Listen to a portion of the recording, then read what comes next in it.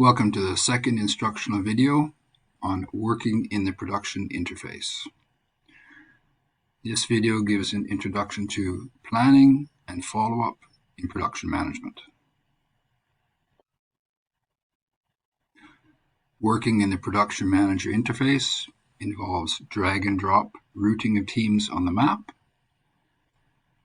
This gives a corresponding site schedule on the production chart and is followed by a production follow-up per assortment and mill customer after the mill destination is selected. The challenge is to select the right harvesting operations with respect to both changing weather and mill customer demand. This is helped by the filter function, which selects the type of sites which are displayed on the map, also considering needs for the coming planning period. On the map interface, you can see examples of production routes for teams 1 and 2. You can see the blue line between operations for team 1 and the orange lines for team 2. These then generate the production schedules for each site for the corresponding harvesting teams. And the bearing capacity is shown for each site on the production schedule.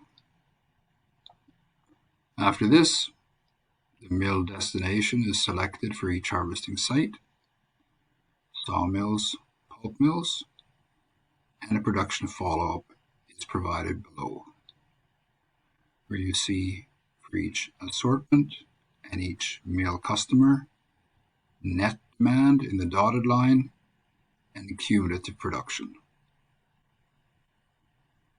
And again, the 12 weeks are divided into 3 4-week months. At the end of each month, a number of KPIs are generated, including production goals fulfilled within a margin of 10%, capacity utilization for the harvesters, average relocation distance per 1,000 cubic meters, and the risk for ground damage.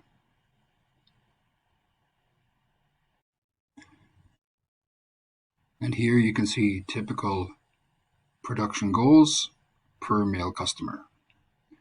For saw logs, over a total of 7,500 cubic meters, 2,500 cubic meters to Namsos, 3,000 to Steinskär, 2,000 to Verdal. For pulpwood, a total of 8,500 cubic meters, with a demand of 7,500 cubic meters of prime grade pulp to Levanger, and 1,000 cubic meters of second grade pulp to Verdal. To help find suitable harvesting sites, you find a filter function under the contract interface, where you can filter according to 4 factors: bearing capacity, both for terrain and road, production rate, total volume per site, and the distribution of assortments.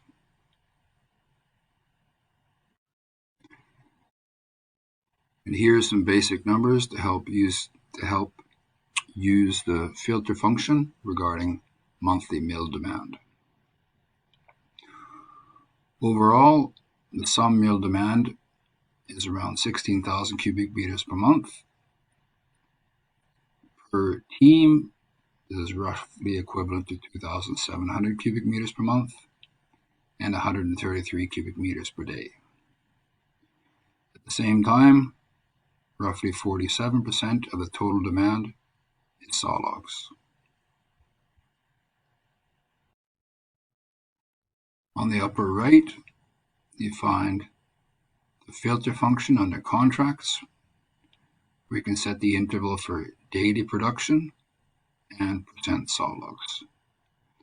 You do this just by adjusting the location of the arrows, cubic meters per day, and percent of saw logs. These settings then determine which sites are shown on the map interface. After you've made an initial schedule for each of the 6 teams. For each harvesting site, you must select the mill for each assortment from this site. So under the production interface, you click on the site, check the production goal fulfillment against mill demand, and click on your selected destination.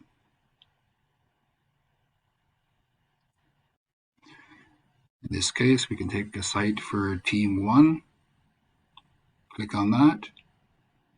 Then for each of the 3 assortments, you select a destination.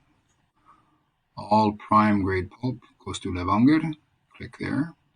All second grade pulp goes to Värran.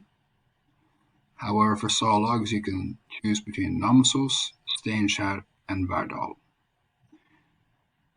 The demands with a check mark have already had their demand fulfilled, so what's remaining is Verdal, where we see that demand is not being fulfilled on production fulfillment diagram. So click there, and it's done. And now it's time for a short demonstration of the planning steps in Harvest Arena. We jump into the Harvest Arena. The first step is to have a look at the weather forecast. This is a less difficult scenario. We see we're expecting some wet weather in week 25, outer and mid, otherwise typical summer conditions otherwise.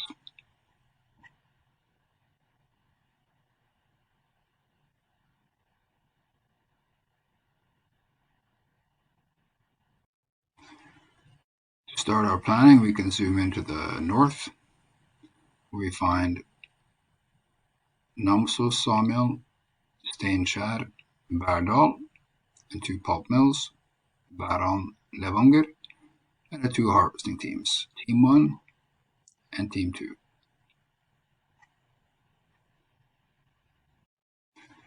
Given that the weather is summer conditions, we can start by adjusting the filter for terrain bearing capacity. Take, for example, green, and if it gets wet, orange. At the same time, we can adjust our daily production pace. 180 is a maximum, and 100 as a minimum. And given that we don't know what sort of weather is coming next week, we can also adjust the number of work days for the coming operations to be shown on the map. So we can take operations that are under 10 days duration,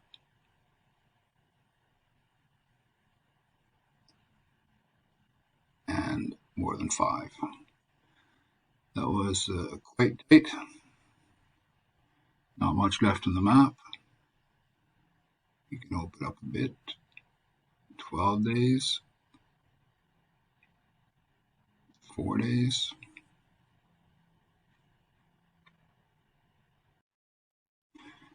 And after this, we can start looking at the sites that are available in the outer coast for Team 1 and mid coast for Team 2.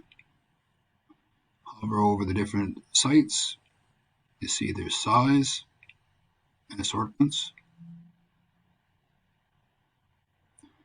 So we can start with a short operation for Harvester 1. If you have a look at the production interface, you see that's in place. However, next week is expected to be wet weather, and we should choose something with higher bearing capacity. Yeah, that was a good one. And we'll move there. When doing this, make sure that the harvester head is right over the harvesting site, and you automatically see the schedule on the right hand side. We can do the same for harvester team number 2. Same kind of weather expected in the mid zone. So maybe find a small operation to cover the first week. That'll be fine.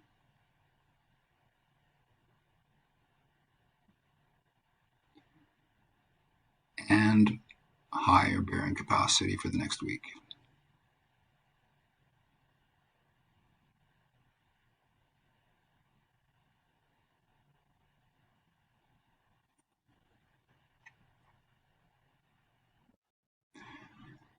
Now we planned 2 weeks of work for 2 harvesting teams, and we have to start selecting the destinations for the different sites. So we start with team 1, the first operation. And you can see how many cubic meters of the respective assortments are there. For the prime grade pulp, click on Levanger. Second grade pulp, Varon, and what's left is determining who gets the saw logs. In this case, we can choose between Namsos and Steinskär. Try starting in the north with Namsos. There, now we've completed that. On to the next site. Same process again.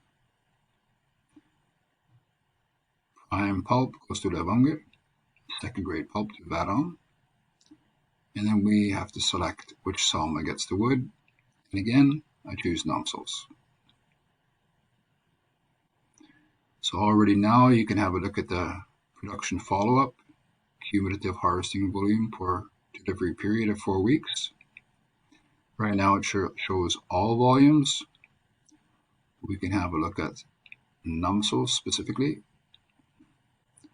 You can see their production is coming along nicely. Not yet up to net demand, but working well. So then carry on with team 2. Select the site, send the pulpwood, and saw logs. And this time it's not far away from Steinskär, so send the wood there. Now we can check also how production towards Steinskär is coming. Still relatively flat, far away from our goal. And the next operation, select mill destination for those. Again, prime pulp Levanger, second pulp Varon, and saw logs to Steinskär. So coming along nicely.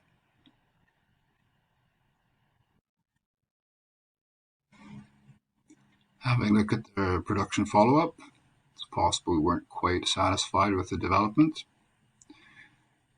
You at any time may delete certain harvesting sites and add new ones. You can also change the destination of the harvesting sites by just clicking on bucking, and remember to refresh. So an overview of the steps in production planning. First, make your initial plan, select your mill customers, and adjust the plan after follow-up. And when you've scheduled harvesting for all 6 teams and selected mill destination, if you're satisfied, click on next week. And here's the whole list of what we went through. Step 1, the initial plan. First, check your production pace. Adjust your filter to show suitable contracts and plan the route between harvesting sites. Step 2, selecting mill customers. Go through your production schedule per team. Click on the respective sites. Have a look at production goals. Select mill customer and check cumulative volume on the production follow-up in relation to demand per assortment and per customer mill. Step 3, if you're not satisfied, you can adjust your plan after the follow-up.